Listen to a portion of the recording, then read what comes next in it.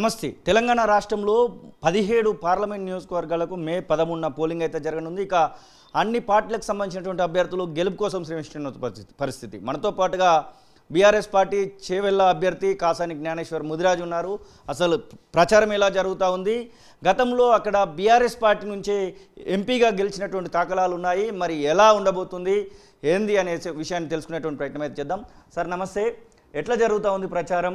చేవెళ్ళ అనేది మీకు కొత్త అయితే కాదు, ఇంకా ప్రజల్లోకి ఎలా మీరు ముందుకు పోదలుచుకున్నారు? ముందుగా మీడియా మిత్రులకు మీకు నమస్కారాలు. ఎలక్షన్ అనేది తెలియదు కాదు, ఇది ఒక జాతర లాంటిది.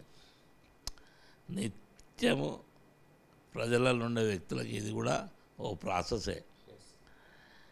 కాకపోతే చేవెళ్ళ ఎలక్షన్స్ అనేది చేవెళ్ళ గడ్డని అనండి, 7 కాన్స్టిట్యూన్సీతో ముడిపడినటువంటి ప్రాంతం, అర్బన్ ఏరియాస్ కానీ రూరల్ ఏరియా కలిసి ఉన్నటువంటి ప్రాంతం.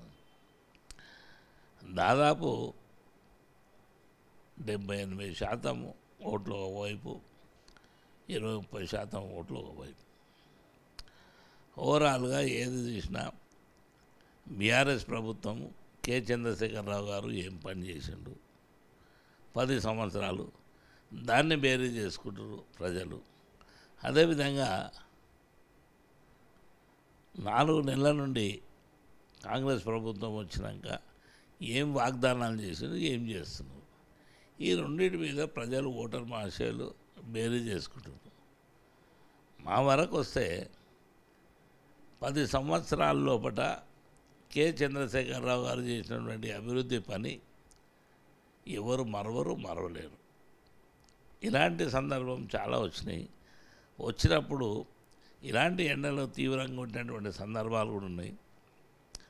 అప్పుడు కూడా ఒక నిమిషము వెయిట్ చేయకుండా మిషన్ భగీరథను పెట్టి ప్రతి ఇంటింటికి మంచినీళ్ళు అందించినటువంటి దాఖలాలు కోకలు మీకు తెలుసు. మరి ఈరోజు 10 సంవత్సరాల కాలం చేసిన తర్వాత ఇమ్మీడియట్గా కట్కబాన్ చేసినట్టు నీళ్ళు రావడం 2 నెలలకు, 2 రోజులకు, 3 రోజులకు నీళ్ళు ఇస్తున్నారు. అది కూడా స్వచ్ఛమైన నీళ్ళు ఇస్తలేరు, బురద వస్తున్నది. మీరు బాగా చూసినట్టయితే 3-4 రోజులు చెత్త నూకడం లేదు రోడ్ల మీద. విచిత్రం ఇది. ఎందుకంటే ఎంప్లాయీస్ ఉన్నారు, ఎంప్లాయ్మెంట్ పని చేస్తున్నాము, జీతాలు ఇస్తున్నాము, మరి వాళ్ళని తీసేసినామా ఉంచినామా అంటే నీ మానిటర్ ఏమైంది అనేది.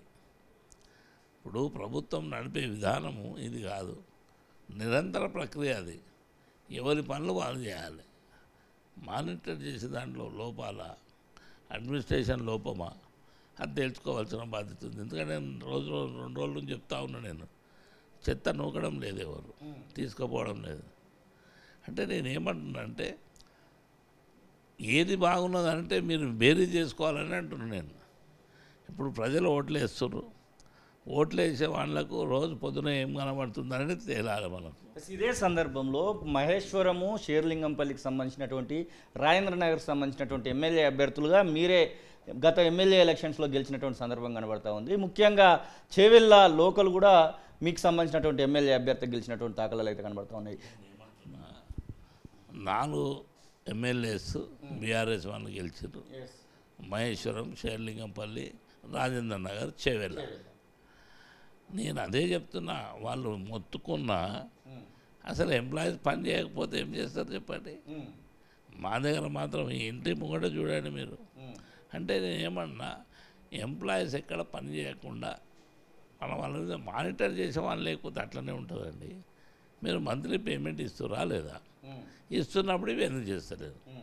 మా ఎమ్మెల్యేలు గెలిచిన మాట వాస్తవం, మా ఎమ్మెల్యేలు మొత్తుకుంటున్నారు. ఎమ్మెల్యేలు గెలిచి ఉన్నారు కదా, ఇప్పుడు చేవెళ్ళ పార్లమెంట్ గెలవడానికి మీకు అది ఎలా ఉపయోగపడేటువంటి అవకాశం కనబడతా ఉందని నేనేమంటున్నా, అందుకని చెప్తున్నా.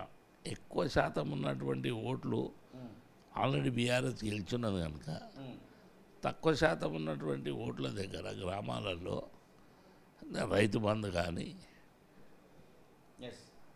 పింఛన్స్ కానీ, వ్యవసాయదారులకు రుణమాఫీ కానీ, నేను రాగానే 9వ తారీఖు మీకు ఇచ్చేస్తానని చెప్పడము, మీరు అప్పు తీసుకొని మేము ఇచ్చేస్తామని చెప్పడము, ఇవన్నీ కోకలు ఉన్నాయి కనుక చాలా ప్రజలు ఆగ్రహంతో ఉన్నారు. ఎట్టి పరిస్థితుల్లో కేసీఆర్కి ఈసారి కారు గుర్తుపై ఓటేస్తాం, బీఆర్ఎస్ క్యాండిడేట్లను గెలిపిస్తాం, అదేవిధంగా కేసీఆర్ అండగా ఉంటామనండి. జనము అంటే నువ్వు జనము వచ్చే విధానం లోపల కసిగా వచ్చే జనం ఉంటారు, ఉట్టిగా వచ్చే జనం. ఇలా ఎవరిని చూడండి మీరు కసిగా వస్తారు కేసీఆర్ ఓటేస్తామని. కనుక మంచి జరగబోతుంది. బీఆర్ఎస్కు పెద్ద ఎత్తున ఓట్లు పడుతున్నాయి. నిశ్శబ్ద విప్లవం కాకుండా బహిర్గత విప్లవం రాబోతుంది.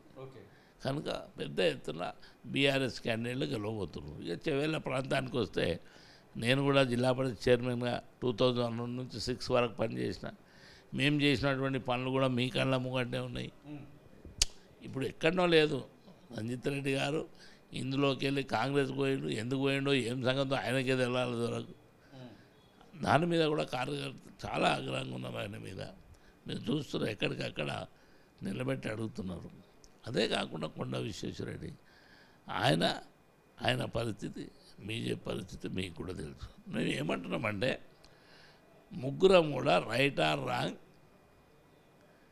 బీఆర్ఎస్ నుంచి టీఆర్ఎస్ నుంచి ఇక్కడనే పోటీ చేసిన వాళ్ళు ముగ్గురం కూడా ఇప్పుడు కొండ విశ్వేశ్వరరెడ్డి టీఆర్ఎస్లోకి వెళ్ళి వచ్చాను, కాంగ్రెస్ పోయాడు, బీజేపీ పోయాడు. రంజిత్ రెడ్డి బీఆర్ఎస్లోకి వెళ్ళాను, మళ్ళా కాంగ్రెస్లో పోయాడు. కాసాని జ్ఞానేశ్వర్ ఇక్కడనే ఇప్పుడు పార్లమెంటు అధ్యక్షునిగా పోటీ చేస్తున్నా. కేసీఆర్ ఒక బీసీకి ఇవ్వాలన్న ఉద్దేశంతో. నా ప్రశ్న అదే ఉండబోతుంది. ఇప్పుడు అక్కడ మిగిలినటువంటి ప్రతిపక్ష పార్టీలకు సంబంధించినటువంటి ఇద్దరు అభ్యర్థులు కూడా ఓసీకి సంబంధించినటువంటి అభ్యర్థులు, మీరు అక్కడ బీసీగా కనబడతా ఉన్నారు.